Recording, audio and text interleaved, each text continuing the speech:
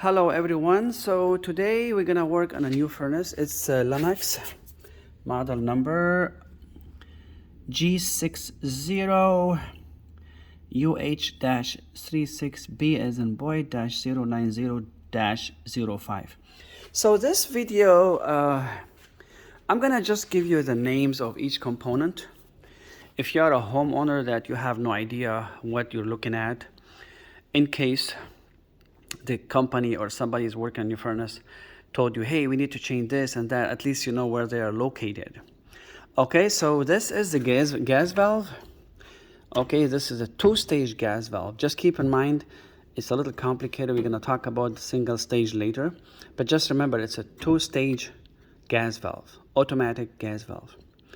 Okay, and this is the inducer motor, draft inducer assembly. Okay, to make it easier for you, it's a vacuum. Just think about it as a vacuum motor. What it does, it basically, the gas will be fired, and before it goes anywhere, it will be sucked immediately into a tubular heat exchanger, and the vacuum motor or draft inducer assembly will suck it and then shoot it into the chimney. Okay, these are pressure switches. It could be single, it could be three, it could be two, and in very rare cases there are three, so that's another story. Just remember pressure switches. This is the high limit. Okay, high limit, basically it's a safety switch. It only monitors the temperature in the furnace. If the temperature is too high, it will stop it, it will interrupt it to prevent you from having, fire, or the furnace will start melting down. By the way, pressure switch, same thing. It's a safety switch, but it monitors the negative pressure of the inducer motor. Okay, this monitors the main temperature of the heat exchanger. Okay, this is a flame sensor. Again, it's a safety switch. Basically what it does, it tells the main control board, which is here, that it is safe for the gas valve to keep open and running as long as the thermostat is calling for heat. Okay, and this guy here is a rollout switch. Again, it's a safety switch again, but this monitors the burners area. Make sure it's cool, because remember, it's like a draft in here. Always fresh cold air is coming in to feed the fire, so it could be cool. It should be cool. Now if anything happened, somehow the suction is slower, something stuck in the chimney, or the heat exchanger has some dirt in it, or it's rusty, it's more than 20 years old furnace or so, the flame is not sucked immediately into the heat exchanger. Sometimes it backs up, and these are the safety switch, the rollout switch. Okay, the other thing is the igniter, which is here. Basically, igniter is just ignition. Basically, it just glows. It's called hot surface igniter or glow bar. These guys usually they glow really red, and it ignite the burners. Okay, and this whole thing here, this surface here, the whole thing, including this pan here, without the burners compartment, this is the heat exchanger. It's a part of the heat exchanger. Later in the other video, we will take it out. I will have one video for each component, so if you want to go look for it, you just put the same model number and look at the videos. It will be titled as heat exchanger removal or something. You can watch it. This is a transformer. Basically, power comes in here, high voltage into the transformer, and then transfer to 24 volt. Everything else here, all these components are 24 volt. The only thing we have high voltage is the igniter and the inducer motor. Okay, the other stuff, everything, the whole operation is 24 volt. I believe they did that because it's safer. You cannot be using high voltage. They try to use less high voltage. It's safer, because if God forbid any shortage happen in these 24 volt circuit, it will be safer than, it's not gonna spark really.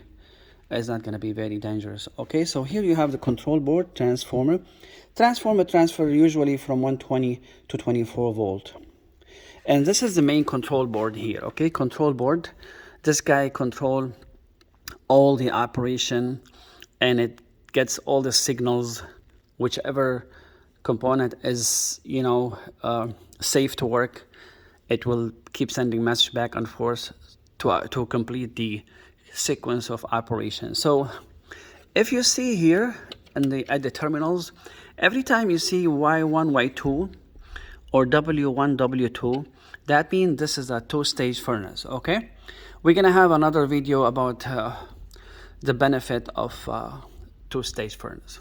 Now here you have the fuse. Okay, if this is popped,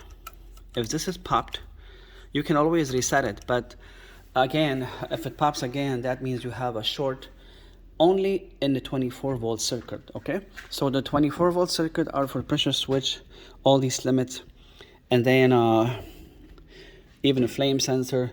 Only 120 is for gas valve and the motor, and also we're going to talk about the main blower, which is here. Okay, so this furnace in particular has another two limits actually in the back, so these limits are also using 24 volt.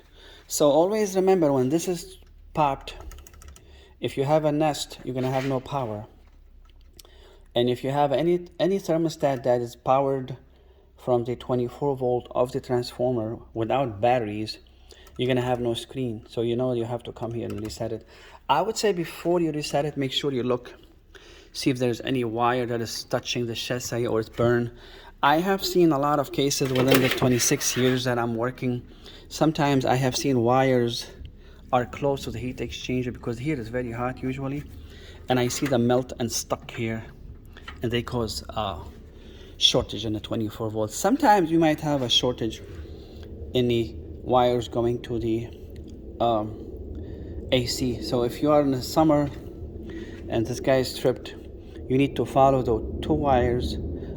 I will tell you later, they go from here to the AC. Sometimes the wires go to the AC outside, can be stripped, touching each other, or squirrels chewed the wires outside, or the guy who's doing the lawnmower, the lawn service, they cut it by accidentally, they walked on it, so the wires can be shorting somewhere. Sometimes they can be short in the condenser outside. So always remember, in the summertime, if you have no screen or the AC doesn't work and you don't see any power, you know that this guy is tripped. So this is the fuse. Luckily it's resettable. Some other ones are not resettable. Like for example, I show you this one here.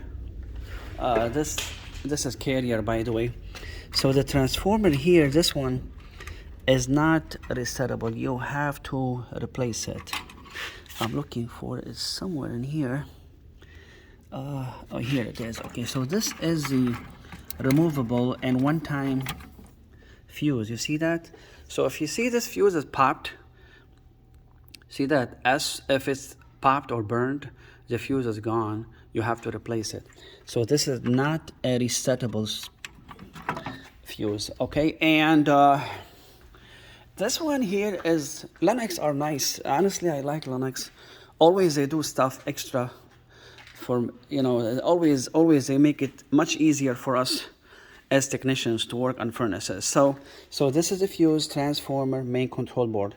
This transformer can be used for any other things like a humidifier or other stuff, but it doesn't, it's field installation, it doesn't belong to here. This is the blower capacitor. So every time you see oil, a little bit of oil, not too much, or its surface here is kind of swollen, capacitor is bad. Sometimes the capacitor can look beautiful, like brand new, but it's bad. Oh, I'm gonna make another video how to test it, but in the meantime, this is the blower capacitor, remember, okay? So I think I explained everything here. This is the safety switch. So a long time ago, they did this because, you know, if they don't have this switch, that means the furnace can work without panel.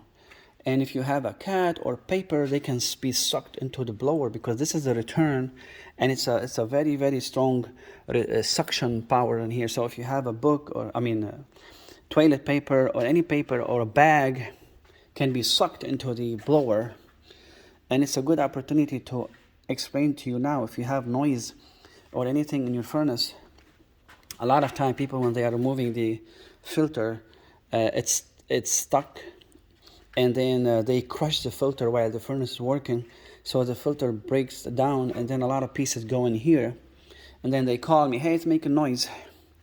So I go there, I see the paper, I remove it. But the reason we were talking about the safety switch, that's another story. So the safety switch only works when you have the panel, because the panel will push it. And a lot of time when I'm working on the furnace, I want to test the furnace without the panel.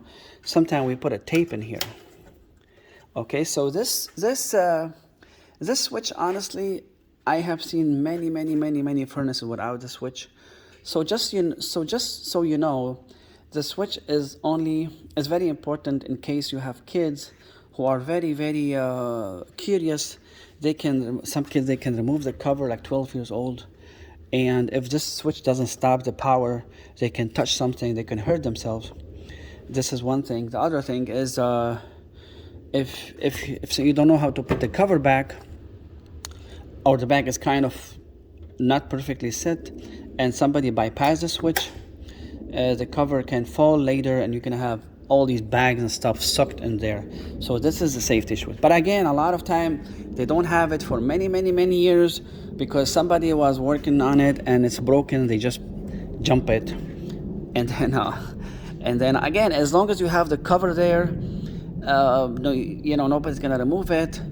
It should be no dangerous. And a lot of time homeowner want to work on it, they remove it. They want to make sure they don't touch something and hurt themselves. Okay, so capacitor, control board, transformer, safety switch. This is the blower.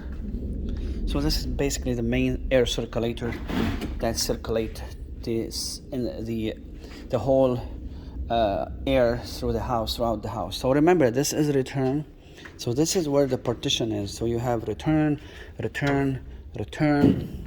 another return. So everywhere you cut, you can have, the way they make it like that, it's easier for us, so we can install the return anywhere we want, even from the bottom. Okay, and here is the supply. So the air will push, the motor will push the air strongly all the way through, and it will go through the heat exchanger. Now I'm gonna show you the heat exchanger in case. So this is the heat exchanger. Basically, as you see, it's just like a path. Somebody put a humidifier pad in here. So it's just a path, basically. Path. See the limit, what it is? This is the limit I was talking about. It's the main limit that I showed you from the other side. Usually it senses the temperature inside the heat exchanger area. So as you see, the flame goes in one direction, and again, homeowner, it's a vacuum motor, okay, for technicians who are learning AC, draft inducer assembly. So the air goes in there, the combustion, it's a fired gas going in here, as you see, in the bottom of this chamber, and travels, as you see, zigzag, right? And then it goes here. And while it's traveling in here, and this is really hot, you have the air coming in, the fresh air coming in, it will pick up the heat and distribute it all the way over your house, okay? And each chamber is anywhere between 20 or 25,000 BTU. So if you have 4 of these, this is like almost 100,000 BTU. Let me see if I'm correct. So this is it's 90. So yeah, almost same thing, 90. So as I said, 20, 80, it's maybe 22,000 each of these, okay? It depends how big they are, how small they are, but just keep in mind, every chamber is between 20 or 25,000 BTU, so you can have anywhere between 90 or 100 BTU in here. Okay, so I think that should be it for now. These are the main components of the Lennox 80%. Remember, 80% is different than 90%. Okay, 80% of your gas bill is going to heat your house, and the 20% of your bill is basically going in a chimney.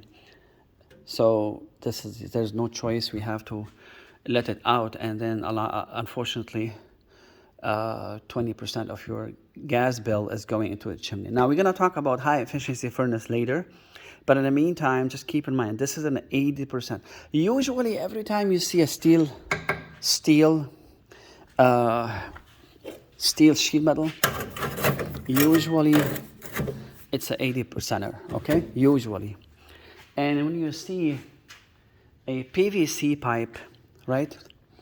I'm trying to find the PVC pipe in this mess. Excuse me, guys. You know, it's a warehouse. What can I tell you?